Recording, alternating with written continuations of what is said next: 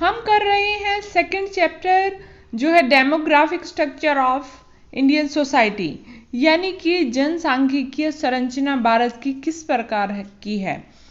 तो उसी का सब टॉपिक आज हम करेंगे जो है भारत में लिंगानुपात या sex ratio in India. Sex ratio in India होती है यानी कि जहां पर मेल एंड फीमेल दोनों का कंपैरिजन किया जाता है। यहाँ पर आपको दो चीजें नजर आ रही है, जहां पर एक साइड जेंट्स है और दूसरी साइड आपको फीमेल नजर आ रही है। मेल और फीमेल का अगर हम कंपेयर करें तो जहां पर मेल का पलड़ा है वो झुकता हुआ नजर आ रहा है आपको और फीमेल का उठा हुआ नजर आ रहा है, यानी कि वेट कहां पर ज्यादा है, मेल की साइड ज्यादा है। उसका कारण क्या है, आपको ये दोनों पिक्चर्स नजर आ रही हैं। एक साइड मेल्स ज्यादा है जबकि फीमेल्स कम है, तो इसका अर्थ क्या होगा कि जब मेल्स ज्यादा है तो उनका पलड़ा भारी होगा, और जहां पर फीमेल कम है तो वजन कम हुआ तो वहां पर जो पलड़ा है वो ऊपर उठ जाएगा। ठीक यही स्थिति हमारे भारत की है कि जहां पर फीमेल की तुलना में मेल्स ज्यादा पाए जाते हैं। उसका रीजन क्या है, भारत में लिंगानुपात, यानी कि हर 1000 संख्या पर फीमेल की संख्या कितनी है, यानी कि अगर 1000 मेल्स हैं तो फीमेल्स कितनी हैं, 945 हैं, जिसके कारण जो सेक्स रेशो है वो थोड़ी सी प्रॉब्लम वाली खड़ी हो जाती है। कारण क्या है कि जहां पर आदमियों की संख्या ज्यादा है तो औरतों की संख्या कम हो जाती है, जिससे हमारी जो स्थिति है, सामाजिक स्थिति, वो डगमगा जाती है। क्योंकि मान लीजिए 1000 लड़के हैं और 945 लड़कियां हैं, तो बाकी का जो आंकड़ा है यानी कि 55 लड़के ऐसे हैं जो कि विदाउट मैरिज भी रह सकते हैं। यानी कि इतनी लड़कियां जब हमारे पास कम है तो मैरिज कैसे होगी इतने लड़कों की, तो जिसकी वजह से हमारी जो वैवाहिक स्थिति है उस पर भी इसका प्रभाव पड़ता है और उससे हमारी जो सोसाइटी है उस पर भी इफेक्ट रहता है। तो सेक्स रेशो कैसे निकालते हैं कि 1000 मेल्स पर फीमेल्स की संख्या काउंट जब की जाती है तो वो क्या कहलाती है, सेक्स रेशो कहलाती है। और भारत में सेक्स रेशो कितनी है, 1000 पर 945 फीमेल्स हैं। नेक्स्ट है हमारा कि लिंगानुपात का तुलनात्मक अध्ययन हम किस प्रकार कर सकते हैं। यहाँ पर आपको ग्राफ दिया गया है, ग्राफ में आपको ओवरऑल सेक्स रेशो दी गई है जो कि ऑरेंज कलर में है, यानी कि ओवरऑल पूरी इंडिया की जो सेक्स रेशो है वो कितनी रही किस साल में। और दूसरा है चाइल्ड सेक्स रेशो, यानी कि 0 से 6 वर्ष के जो बच्चे हैं उनकी रेशो कितनी रही, कितने गर्ल्स हैं और कितने बॉयज है, उनका तुलनात्मक अध्ययन हम इस ग्राफ के द्वारा समझेंगे। तो सबसे पहले हम ले लेते हैं ओवरऑल सेक्स रेशो भारत की किस वर्ष और कितनी रही।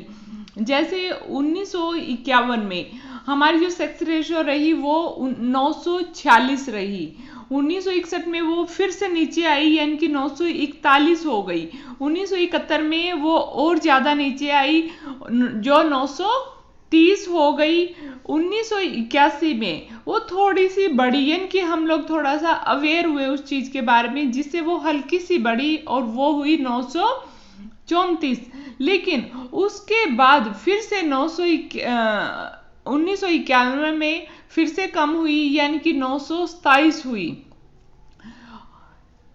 लेकिन फिर से ये समस्या और बढ़ गई, लोगों में फिर से अवेयरनेस आई इस चीज के बारे में, जिसके कारण हम लोगों ने उसकी तरफ ध्यान दिया और 2001 में फिर से हमारी जो अवेयरनेस है थोड़ा सा काम आई और ये सेक्स रेशो हमारी 933 पहुंच गई। और 2011 में फिर से हमारी सेक्स रेशो थोड़ा सा इंक्रीज हुई जो कि 243 हो गई। अब आते हैं चाइल्ड सेक्स रेशो पर, जो कि 1951 में 983 रही जबकि 61 में वो 976। अब आप देखो कि जो ब्लू वाला आंकड़ा है वो नीचे ही आता जा रहा है, यानी कि उसके सबसे पहले जो है 983 हुआ और उसके बाद वो धीरे धीरे नीचे ही आता आ रहा है। यानी कि 2011 में भी अगर हम देखें तो वो 918 है, जबकि 18 की बजाय 919 है। लेकिन फिर भी हम ये कह सकते हैं कि वो नीचे ही है, ऊपर नहीं गया, वो नीचे ही गया है, क्योंकि 61 में 976 है, 71 में 64 है, 81 में 962 है और 91 में 945 है, 2001 में 927 है और 2011 में 918 है।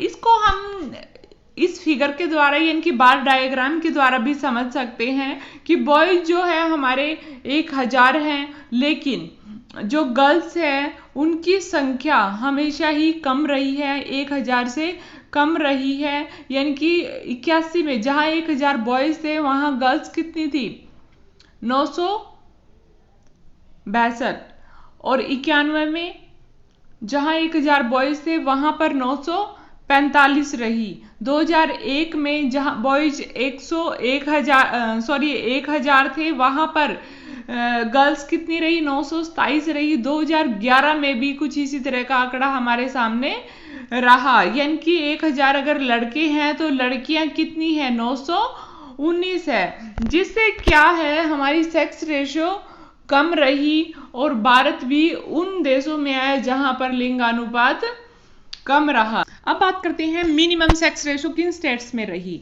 तो दमन एंड दीव एक ऐसी स्टेट है जहां पर सेक्स रेशियो काफी कम है, 2001 में भी और 2011 में तो और भी ज्यादा कम रही। यानी कि सेक्स रेशियो 2001 में जहां पर 710 थी, सेक्स रेशियो 2011 में 618 हो गई। यानी कि माइनस हुई है, वहां पे -92 वहां पर कम हुई है। यानी कि 92 जो लड़कियां हैं वो कम हो गई, जिसके कारण और भी ज्यादा सेक्स रेशियो नीचे आई है। इसी तरह से 2001 में दादरा एंड नगर हवेली में 812 थी, लेकिन 2011 में ये 774 हो गई, यानी कि -38 हो गई। इसी तरह से चंडीगढ़ में 777 थी, लेकिन 2011 का अगर आंकड़ा देखें तो हमारी 818 चंडीगढ़ की सेक्स रेशियो हो गई, जिसके कारण 41 की बढ़ोतरी हुई है। दिल्ली की अगर हम बात करें तो 2001 में 821 थी, जबकि 2011 में 868 हो गई। वहां पर भी 47 जो है वो बड़ा है, सेक्स रेशियो में बढ़ोतरी हुई है। जो आंकड़ा है वो बड़ा है, जो 47 हुआ है। अंडमान एंड निकोबार आइलैंड में भी 846 2001 में नोट की गई, लेकिन 2011 में वहां पर भी इंक्रीज हुई है, जो हुई है 876, यानी कि 30 की बढ़ोतरी हुई है। हरियाणा भी एक ऐसा राज्य है जहां पर सेक्स रेशियो कम है, लेकिन 2011 में जहां पर सेक्स रेशियो वहां की 861 थी, 2011 में 879 हो गई, यानी कि 18 की बढ़ोतरी हुई है। जम्मू एंड कश्मीर एक ऐसा राज्य है जहां पर 2001 में 892 सेक्स रेशियो नोट हुई, लेकिन 2011 में वहां पर पहले से भी कम सेक्स रेशियो दर्ज की गई, जो 889 रही, जो कि -3 पर कम हुई। सिक्किम में भी 875 2001 में नोट की गई, जबकि 2011 में 890 नोट की गई, जहां पर 15 की बढ़ोतरी हुई है। पंजाब में भी पहले से बढ़ोतरी हुई है, यानी कि 19 वहां पर ज्यादा हुई है 2001 की बजाय 2011 में। उत्तर प्रदेश में भी 898, जबकि 2011 में 912 सेक्स रेशियो रही। तो कुल मिला के कुछ राज्यों में बढ़ी है तो कुछ राज्यों में कम हुई है, जैसे दमन एंड दीव में, दादर एंड नगर हवेली और जम्मू कश्मीर, इन 3 राज्यों में कम हुई है, जबकि अदर स्टेट्स हैं जैसे चंडीगढ़, दिल्ली, अंडमान एंड निकोबार, हरियाणा, सिक्किम, पंजाब, उत्तर प्रदेश, इन राज्यों में पहले की बजाय बढ़ी है। इसी प्रकार से इसी आधार पर अब हमारा जो अभी तक हमने पढ़ा है उसका टेस्ट होना चाहिए। तो टेस्ट योरसेल्फ आप करके देखेंगे। एक चैलेंज लीजिए कि आपने अभी तक जो पढ़ा उसमें से आपको कितना आता है, जिसके लिए आपके सामने कुछ क्वेश्चन है। सबसे पहला है कि लिंगानुपात किसे कहते हैं। सेकंड क्वेश्चन है भारत में लिंगानुपात कितना है और किस राज्य में लिंगानुपात कम है और किस राज्य में सबसे अधिक है, यानी कि इनमें कहां पर कम है कहां पर ज्यादा। ये आंकड़े आप याद भी करेंगे साथ साथ। थर्ड है आपके सामने 2011 में 0 से 6 वर्ष की आयु के आधार पर बच्चों में लिंगानुपात कितना है, बालकों की अपेक्षा बालिकाओं का आंकड़ा कम क्यों है, इसका आपको कारण भी बताना है। तो ये सभी क्वेश्चन आपने खुद एनालाइज करने हैं, खुद अपना टेस्ट लेना है और इन्हीं को करके आपने नोटबुक पे भी इनको साथ साथ उतारना है और उतारने के बाद उनको याद करना है। तो आज का लेक्चर हमारा यहीं पर समाप्त होता है।